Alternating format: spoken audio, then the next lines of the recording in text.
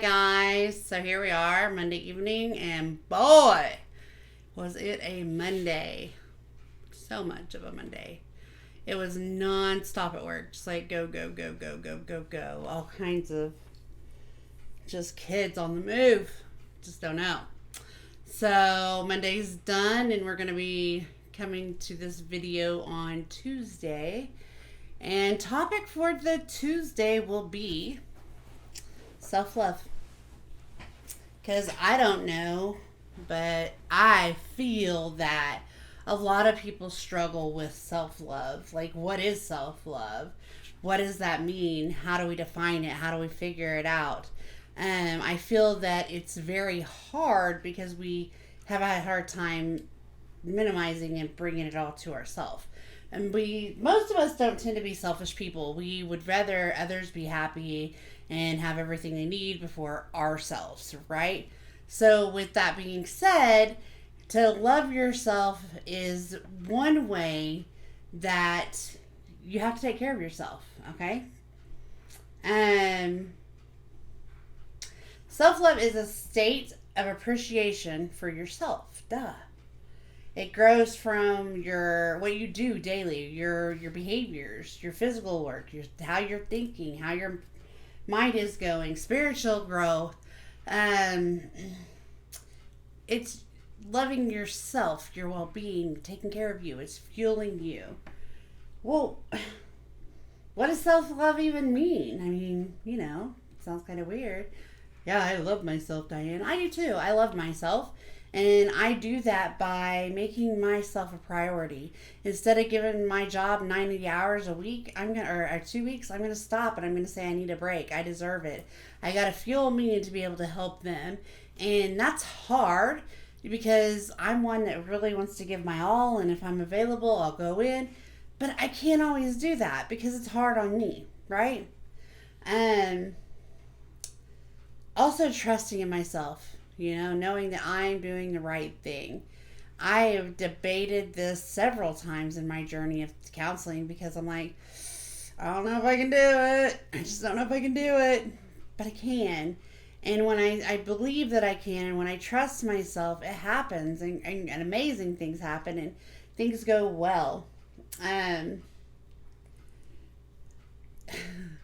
negative self-talk, we got to eliminate that. We have to, when we're not being nice to ourselves by talking negatively and, we're just rah, rah, rah, rah, rah, we have to learn to forgive ourselves. Like, you know what? It happened. Let's move on. We have to love ourselves enough just to let that go. Being true to yourself. That's huge. Huge, people. Now, I'm going to say this. Dating is hard. Dating is very hard. And if you cannot be with somebody that you can actually be yourself with, don't be there. Because if you can't be true to who you are, if you can't be nice to yourself, nobody else is going to do that. Okay? So be true to who you are. Don't accept because you're lonely, in a relationship. Don't accept the job because you feel that it's the best I can get. Don't compromise who you are for anybody or anything else. Just be true to who you are. Okay? Being nice to yourself. And that's going to look different for everybody. I get it. I mean, being nice to me is not talking bad, finding ways to believe in myself, treating me with respect.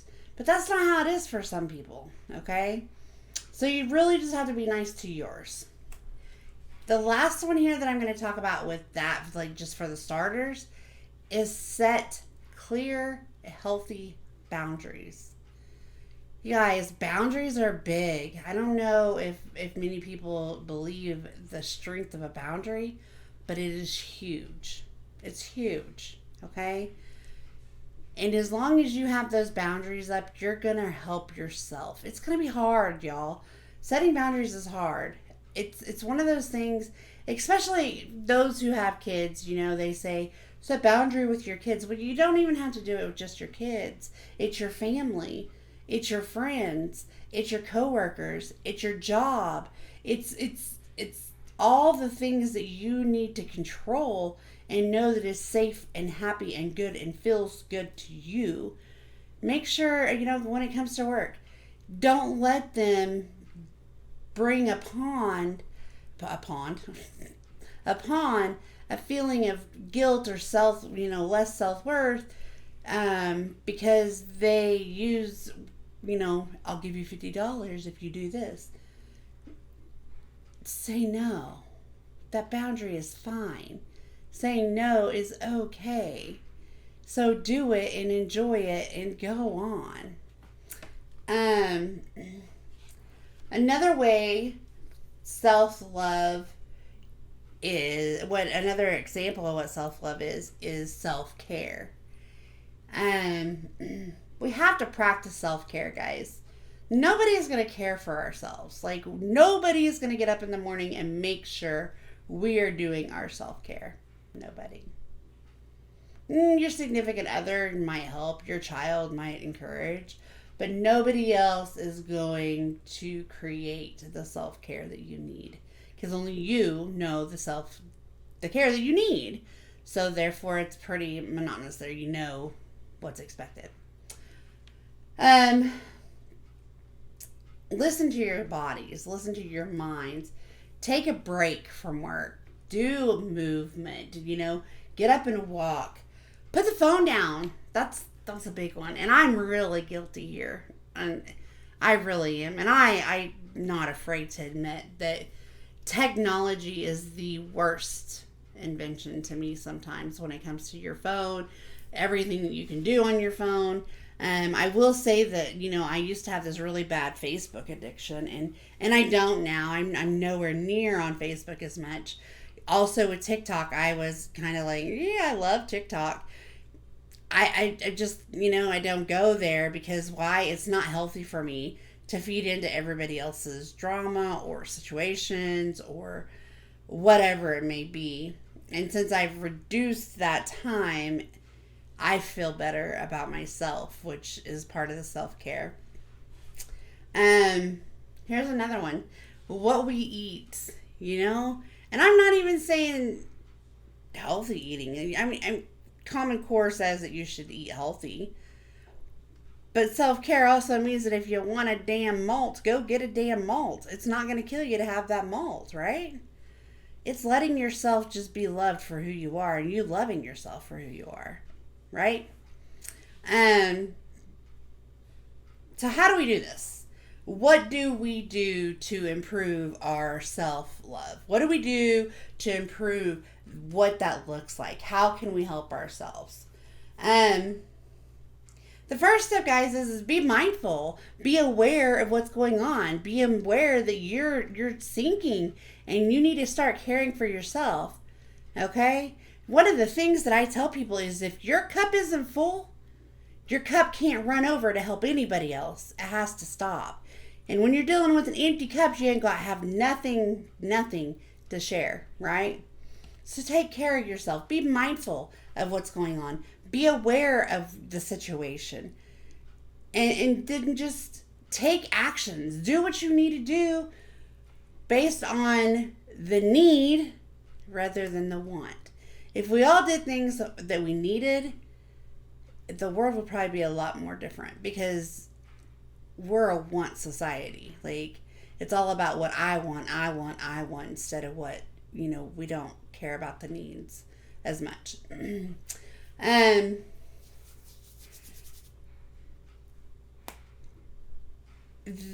the next one is just putting the practice into motion. Practice self-love. Practice self-care. Practice doing for you. You're gonna feel a lot better in life if you take care of your basic needs. Example, food, water,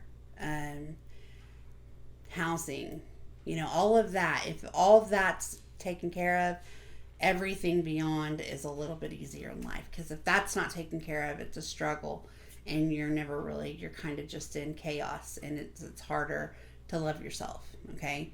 So there's people out there that need assistance with that, and I get it. And I'm not saying, you can't love yourself if you don't have a house or you don't have water. That's not what I'm saying. But I am saying that our bodies tend to function better when all of that is combined. So, and the last thing is on that is how to implement and make this happen is make healthy habits. Okay? In other words, make it a habit to sit down once a week and write in your book, or make it a habit to journal every night, or go do your nails, or to I don't know, be nice to yourself. Make it a habit to say I'm beautiful versus like, ugh, I'm not so pretty. Make it a habit to be better to yourself, because the whole reality is without self-love, everything around us kind of seems to crumble sometimes. If we can't love ourselves, nobody else can love us. Nobody. Some of the best people I know, I've questioned their self-love. I love myself, and I am not afraid to tell you. Okay? I think I'm a pretty amazing person, and I do have the best heart, and I can't say there's no negativity, because guys, I'm normal. I beat myself up. I want to be a little taller, a little skinnier. I want to, a summer bod. I want to be a little bit darker. But then I look at myself like, pretty happy as it is. I don't know that I need all that extra. And I can look at myself and say, you know what? I'm beautiful, and I am a beautiful person, and I think my inside radiance is out to my external. So it's just a whole thing. But a lot of people struggle on that. My big toe's too big, or I don't know, just anything.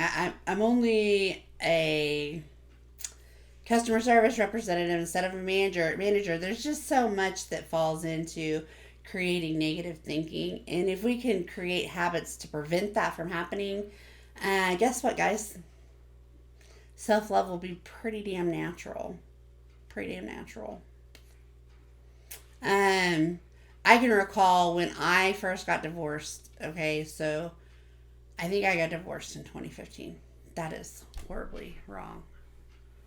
I think it was 2015. 16, 17, 18, 19, 20, 21. We're going to call it 2015. And when I got divorced, y'all, I felt I had no self-love. Like, for years, I had defined myself being a wife and a mother and a caretaker, and that's who made me. That's what made me love me. Okay? That's also the heaviest time in my life, probably the most unhealthy time in my life. But I loved every aspect of that. Okay? Every aspect of being a wife, being a mother, and doing what I was doing. Now, when I got divorced, I struggled with that self-love hard. And sadly, what I discovered is that I had really lost the love for myself through the process of that relationship, because I allowed myself to become consumed with everything that they were. Now, not saying horrible things about them. It's just that I didn't make myself a priority. I didn't make sure that I was taking care of me so that I could properly take care of them. And then it wasn't easy, it was exhausting to have to do that. And I can remember that it was the defining moment when I realized,